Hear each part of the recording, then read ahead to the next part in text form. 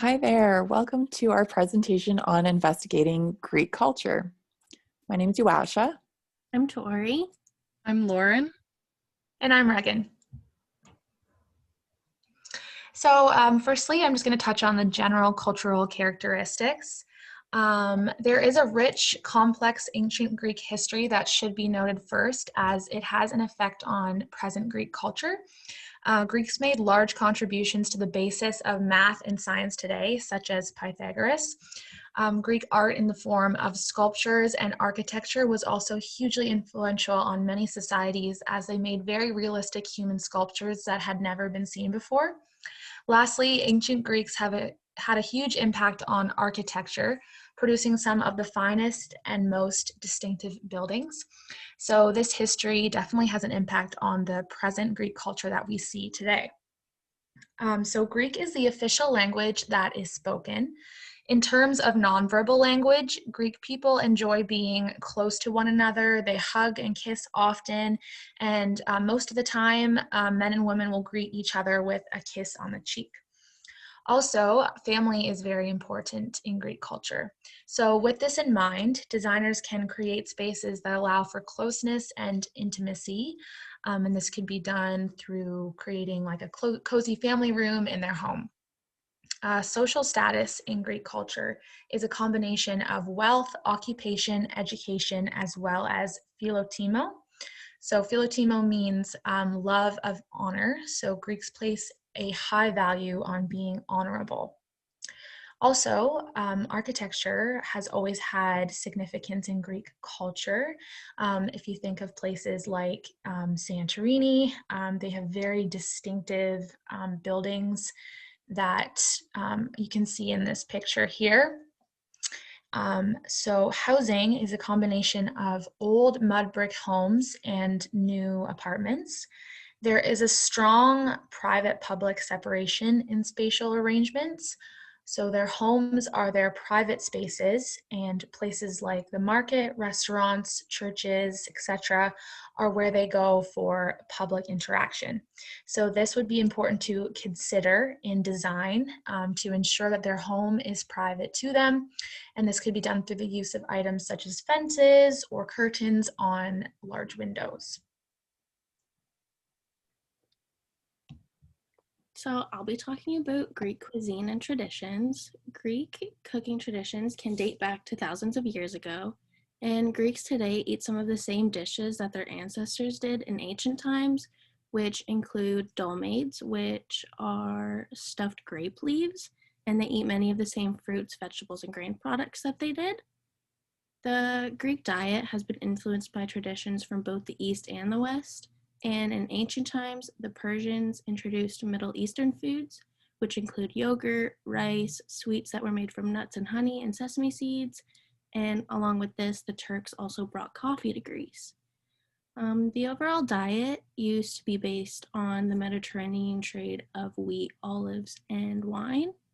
Greek culture also relies really heavily on fruits and vegetables in their diet, and along with its really long coastline, Greek also relies heavily on fish and seafood.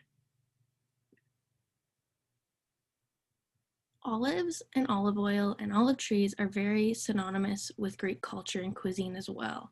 The symbol of the olive tree has a very, very deep meaning and deep roots in Greek tradition, and it symbolizes wealth, health, beauty, wisdom, and abundance. Coffee houses have long functioned as daily gathering places for men, and dining out has gained popularity in Greece with a corresponding increase in the number and variety of restaurants. There are very strict dietary rules for Lent and Holy Week, which is the week before Easter. During Holy Week and on Wednesdays and Fridays in Lent, meat, fish, eggs, and any dairy products are absolutely forbidden. In rural areas, the main meal of the day is often eaten around 1 or 2 in the afternoon.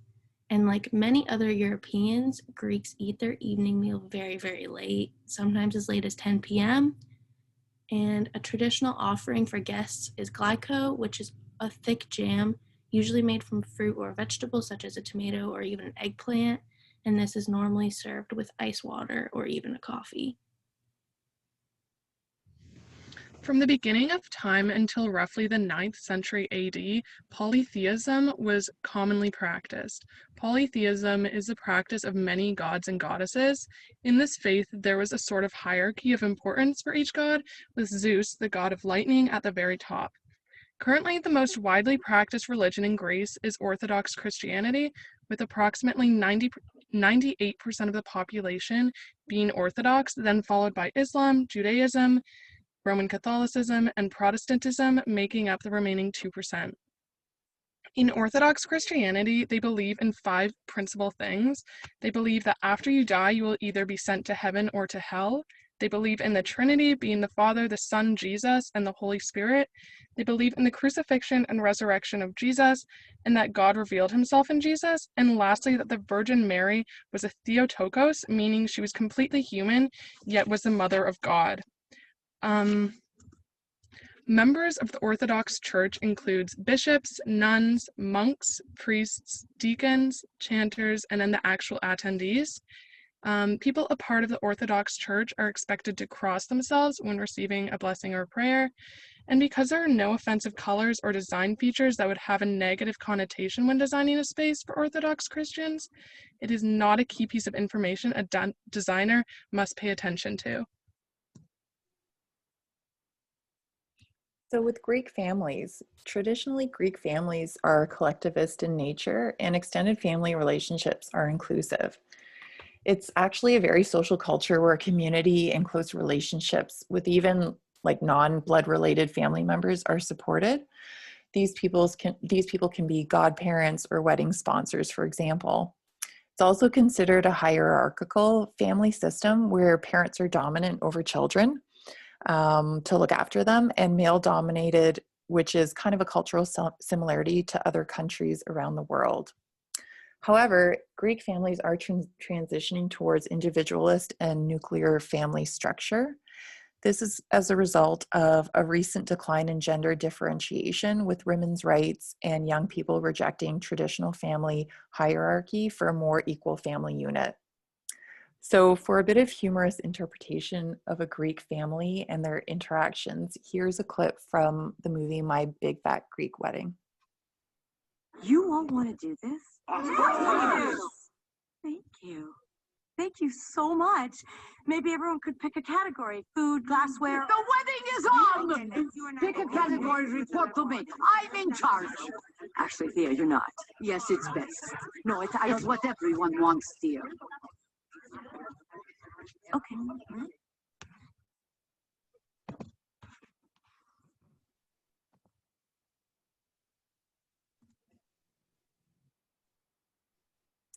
Okay, so the average Greek household is only 2.3 persons, and monogamous marriage is really valued, and there's also a very low divorce rate. Having children is valued as well, though the birth rate in Greece is quite low. And this is simply because young adult Greek women and men aren't really interested in having many children. There is a cultural family responsibility to take care of the elderly, ill, and or disabled by family members in their family home. And it's quite common to see parents move in with their adult children towards the end of their life. Statistically, 22% of the Greek population is age 65 or older, which is actually one of the highest percentages in Europe. And only 2% of Greek centenarians, who are people that are of age 100 years or older, only those amount live in nursing homes, which is quite minimal when you think of how we take care of our elderly in North America as a comparison. So in regards to Greek homes and sleeping arrangements, a catalyst for change in the physical spaces where the Greek population lived was actually kind of as a result of World War II and the aftermath, where the trend has been to migrate from rural to urban centers. 79% of the Greek population currently live in cities, and among that, city apartments are most common, being more so low and mid-rise buildings. And that can be about 5 to 10 stories high typically. You'll also see tented balconies for those city apartments, and that idea not only shades from the sun and heat, but it also provides privacy and territory or boundary for those living in those apartments. In the rural areas, families reside in single-family homes, and that kind of they actually have walled courtyards typically, and that reinforces this idea of a strong public versus private space. There is, in regards to sleeping arrangements, typically families have a separate sleeping quarters, such as a bedroom that is, quite similar to what we have in North America. And ideally, parents are in a separate room from children, but that's not always the case because of spatial limitations or financial limitations. And as a comparison, and interestingly, that historically women had actually their own separate room at the back of the home to sleep in. So this slide just shows some photos of current modern day apartment, city apartments, which is kind of the focus of this talk, considering um, there's really a diverse kind of living situation in Greece. So you'll see a common bedroom, again, similar to what we can see in North America, tented apartments, or rather tented balconies of the apartments, and also tight living quarters in city living. So kind of as another consideration are the homeless population, because not every person in Greece has a physical home to sleep and live in. So in this case, we're going to define homelessness as a housing condition rather than a social issue. So the most common arrangement for the homeless is, in fact, to live or sleep in an institution. And on the next slide, we can see a comparison of living arrangements for the homeless compared to other countries. So as mentioned, the most common is in institutions like hospitals or youth hostels, but there also do exist living situations for the homeless like dormitories and communal centers, non-traditional facilities like in a tent or maybe in a bed set up in the metro. It might be in rooms in hotels or at a bed and breakfast or a boarding house.